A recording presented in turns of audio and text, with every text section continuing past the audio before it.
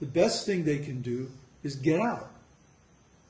Even if it means going back to some material form of existence and having to work for a living and all like that.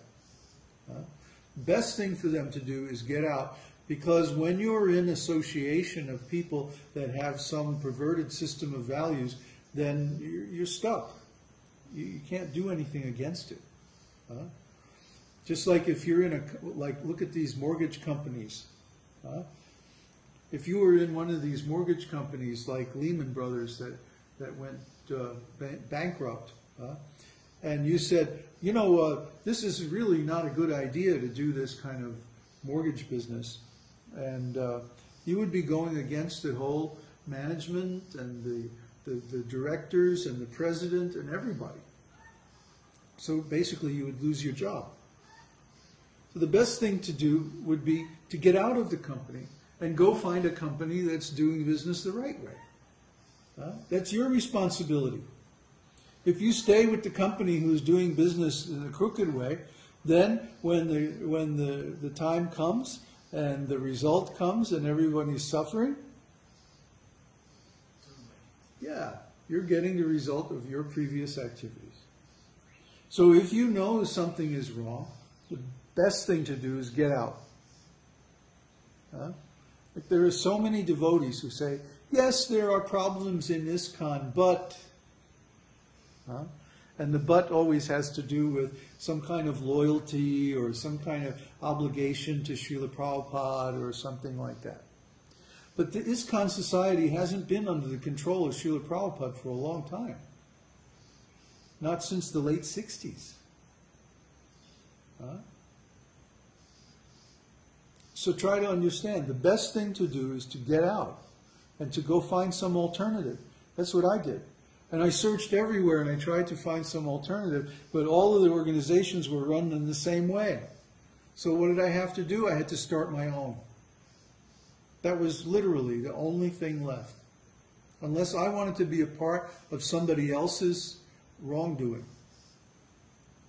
So basically I was forced to become a spiritual teacher by the fact that all of the other organizations I could find were doing something against the actual teachings of Srila Prabhupada, my guru. And Prabhupada was in the same exact situation himself. When Srila Bhaktisiddhanta left the Gaudiya Math, he left instructions. Do not elect a guru. Wait, and the guru will come by Krishna's arrangement. And it will be obvious to everyone who he is. So as soon as Srila Bhaktisiddhanta left his body, what did they do? Elect a guru. What happened? He lasted about 1.5 years, and then he was found having sex with somebody's wife. So they got rid of him. And then what happened? They elected another guru. This one only lasted 6 months. And this time it was boys. So the whole Gaudiya Math broke up into little pieces over this nonsense. But if they had simply followed Bhaktisiddhanta's instructions in the first place, then it would have been some time, and then Srila Prabhupada would have come out when he was ready to begin his mission, and they could have all cooperated and helped him, and the world would be so much better because of this cooperative preaching. Similarly, Srila Prabhupada gave so many instructions, but because the GBC, his disciples, didn't follow them, then they created so many problems.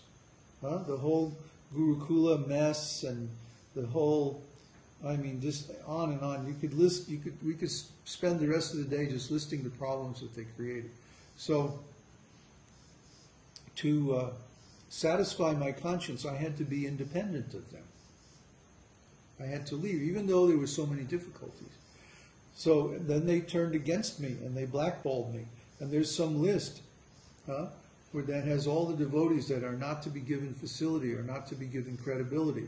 The There must be a list. Because everywhere I go, the devotees all tell me the same thing. Oh, you're not following Srila Prabhupada. You can't have any position. You can't have any honor in our society. Why? There must be some list. There has to be. Because I haven't done anything wrong. But what I've done is that I have made up my own mind. I've used my own intelligence. And they don't like that. They want people to just follow, just because we say so. But no, I don't do anything just because somebody says so. Not even Srila Prabhupada. I read his books and then I think about it. And the thing is that Srila Prabhupada happens to be right. That's why I follow him. Not just because he said so or just because anybody said so. Because I've thought it through with my own intelligence and he's right. That's why I follow Srila Prabhupada. So similarly, everyone is responsible individually. Krishna consciousness is not something you can give to a group. Because everyone's consciousness is individual. I'm conscious in my body, in my mind, in my soul. You're conscious in your body, in your mind, in your soul. I'm not conscious of your body. You're not conscious of my body. If I pinch myself, you don't feel it. So, each of us is responsible individually for our consciousness and for attaining Krishna consciousness.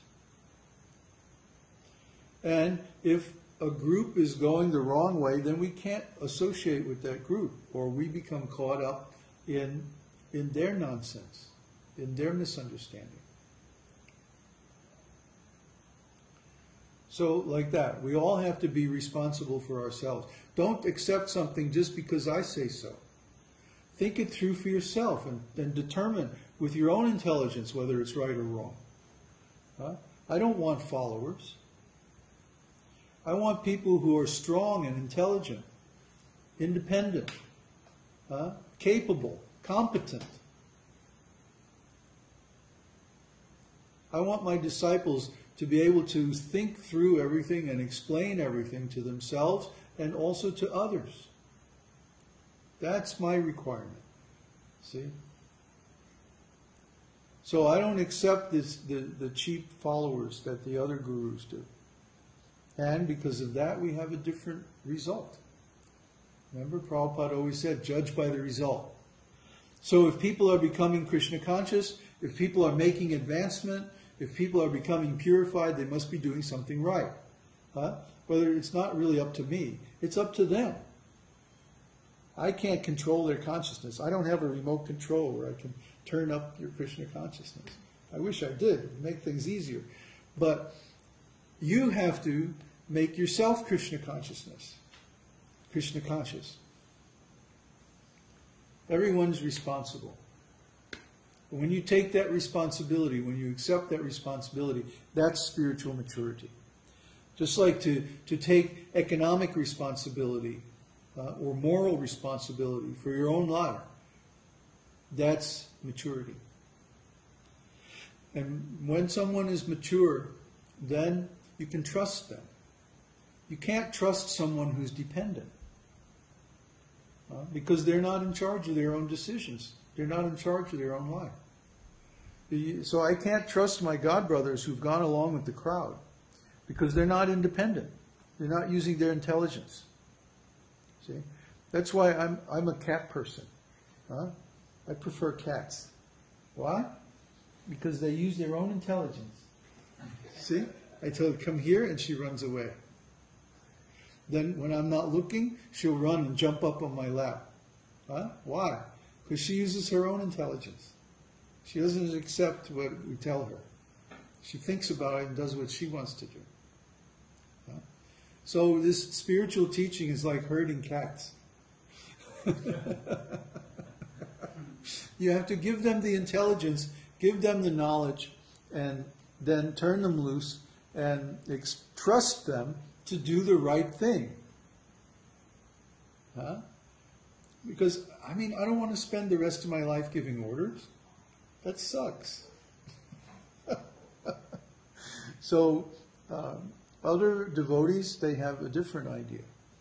Oh, it's, follow instructions. Do what I say, not as I do. Do what I say. So we don't agree with that. We don't like that style. We have a different style. If you like what we're doing, then stick around. Okay. More questions? Yeah, more questions. From Carl Clements. Babaji, to be conscious of our own consciousness in japa, why is it necessary to utter the mantra aloud? Is chanting in the mind acceptable? We've discussed this question many times. It keeps coming up. I don't know why. The more